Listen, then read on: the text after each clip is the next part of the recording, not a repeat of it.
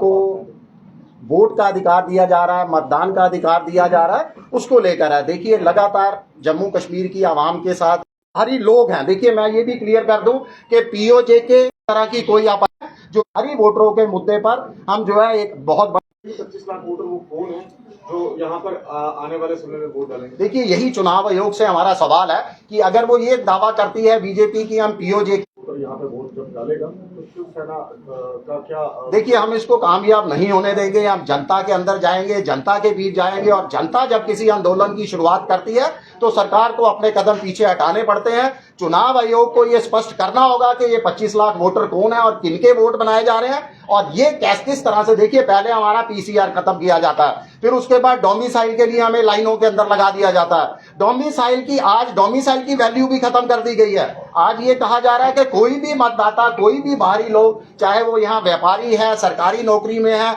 मजदूर का काम कर रहा है, किसी भी कोई प्रवासी है, वो भी यहाँ आकर जो है अपना वोट बना सकता है, जो स्थानीय लोगों के साथ बहुत बड़ा विश्वासघात है, हमारे हकों के साथ विश्वासघात है, हमारे अधिकारों के साथ विश्वासघात है। इसको शिवसेना कतई सहन नहीं करेगी। उन्होंने कहा है कि 25 लाख वोट है, वो भी शामिल है जो अक्टूबर 2022 तक हमारे यहाँ के रहने वाले जो बच्चे हैं 18 साल से ऊपर होंगे।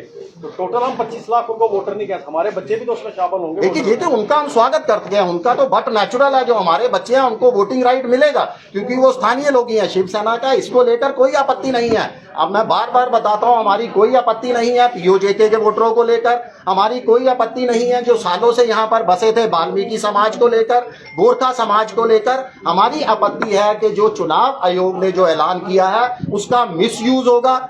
वहां पर राजनीतिक पार्टियां अपने फायदे के लिए यहाँ पर बाहरी लोगों को अपने हक के अंदर वोट बनाएंगी, जिसका बहुत ज्यादा फायदा जो है एक ही पार्टी को मिलेगा, ये बिल्कुल तय है। और कहीं ऐसा ना हो, जो आशंका है, कहीं ऐसा ना हो कि यही मूविंग वोटिंग का सिलसिला जो है शुरू हो जाए पूरे देश में, और वही वोटर जम्मू में वोट करने के बाद 1 साल के बाद अपना दिल्ली वोट बनाए, फिर अगले 1 साल के बाद जब और कहीं चुनाव होते हैं वहां चला जाए। कहीं ये सिलसिला ना शुरू हो जाए, इसका चुनाव आयोग को संज्ञान लेना पड़ेगा। आपने सर्वदलीय बैठक कश्मीर में की, उसमें क्या फैसला लिया गया? देखिए सर्वदलीय बैठक का मैं फिर दोबारा से स्पष्ट करता हूं, हमने एक एजेंडे के ऊपर बात की।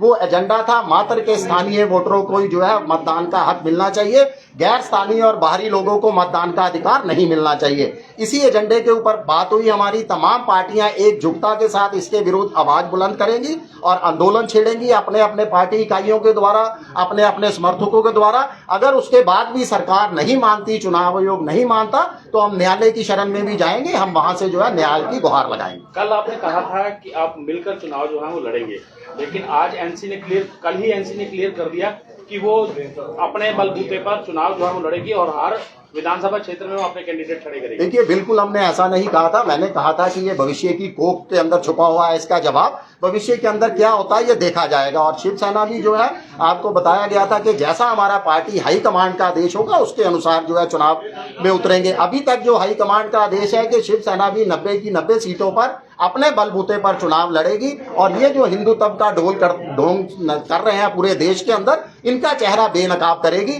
कश्मीर के अंदर आज क्या हालात हैं उसको पूरे देश के सामने, जम्मू कश्मीर की आवाम के सामने लाया जाएगा। जम्मू कश्मीर के आम जो शांतिपूर्वक तरीके से जो आंदोलन हो रहे हैं जम्मू के अंदर भी, उसकी आवाज कैसे दबाई जा रही है 144 लगाकर यहाँ पर, उसको इनका जवाब देना पड़ेगा। और देखिए बीजेपी कितने भी पापड़ बेल रहे, इस समय जनता पूरी तरह से तैयार बैठी है इनको सबक सिखाने के लिए, और यही मेरा है। क्या रणनीति बनाई गई आपकी तरफ से 90 की 90 सीटों पर आप चुनाव लड़ने की? देखिए हमारे पास बिल्कुल उम्मीदवार हैं, जनता से हमें भरपूर समर्थन मिल रहा है। और हमारे हाई कमांड का भी आदेश है कि शिवसेना जो अभी तक हम पिछले 27 सालों से महाराष्ट्र के बाहर बीजेपी को सपोर्ट करते थे, मगर हमारे साथ विश्वासघात हुआ, जनता के साथ विश्वासघात हुआ, जनता के मुद्दों को नजरअंदाज किया गया, जनता की आवाज को जबरन जो है दबाने का प्रयास किया गया। और सबसे ऊपर जो बीजेपी दावा करती थी स्थानीय लोगों का साथ देने का, आज गैर स्थानीय लोगों को वहां पर जो है उसके दम पर वो है जो सरकार बनाने जा रही है, जम्मू कश्मीर का भविष्य तय करने जा रही है, वो उन सबको बेनकाब करते हुए हम चुनाव मैदान के अंदर उतरे। सानी साहब, आपको नहीं लगता 23 सितंबर आ रही है और महाराजा हरि सिंह कवि जो स्टैचू लगी है वहां पे उनका जन्मदिवस मनाया जाता है, क्या आपको नहीं लगता कि टकराव की स्थिति पैदा हो जाएगी उस दिन, बहुत बड़ा आंदोलन भी हो सकता है? देखिए जम्मू कश्मीर के लोगों की, हमारे डोगरास की भावनाएं जुड़ी हुई हैं महाराजा हरि सिंह के प्रति। थी। हमारे रियासत के वो महाराजा थे और जैसा मैंने कहा कि जम्मू कश्मीर को अगर भारत का अटूट अंग बनाने का श्रेय जाता है तो महाराजा हरि सिंह को है। महाराजा हरि सिंह थे जिन्होंने महिलाओं को सबसे पहले जो है अपना हक दिए। महाराजा हरि सिंह थे जिन्होंने SC ST को जो है अपने हक दिए, एक बराबर समझा सबको।